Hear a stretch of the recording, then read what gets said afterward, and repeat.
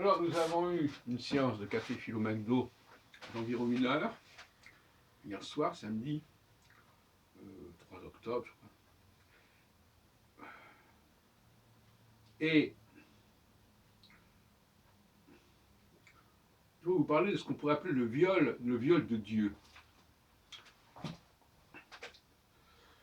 Je pense d'ailleurs aborder cette question du viol très prochainement. Le violeur, c'est quelqu'un qui s'imagine qu'il est dans son bon droit, parce qu'il est dans l'amour. Donc, étant donné qu'il est dans l'amour, on ne peut rien lui reprocher. Alors, je crois qu'il y a une certaine façon de parler de Dieu qui relève du viol, qui relève d'une mentalité de violeur. C'est-à-dire, voilà, si Dieu est bon, il ne peut pas me rejeter. Si la femme est bonne, elle ne peut pas me rejeter.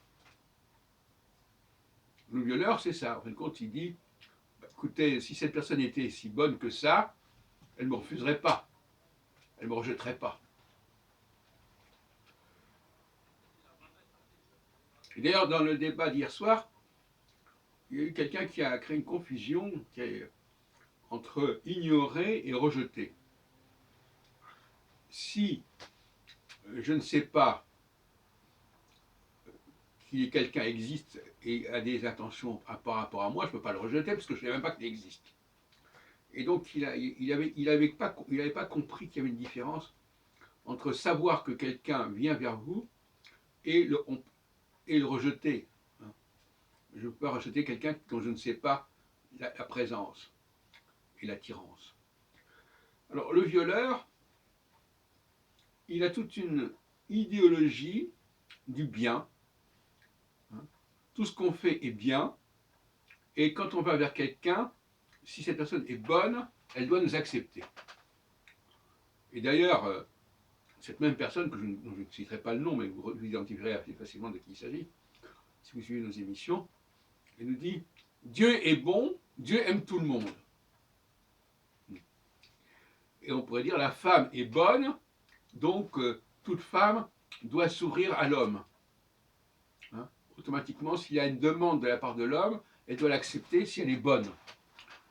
Et vous n'avez qu'à regarder les enregistrements que l'on a fait hier soir, il y a une chose assez étonnante à ce sujet.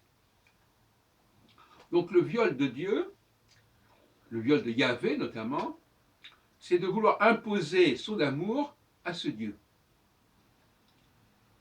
sans lui demander son avis, ou en supposant que puisqu'il est Dieu, et parce qu'il est Dieu, il ne peut pas nous refuser son amour, il ne peut pas refuser son alliance, etc. Voilà. Eh bien là, on est au cœur d'une forme de christianisme qui peut s'apparenter à une sorte de viol de Dieu, pour employer une expression assez provocatrice.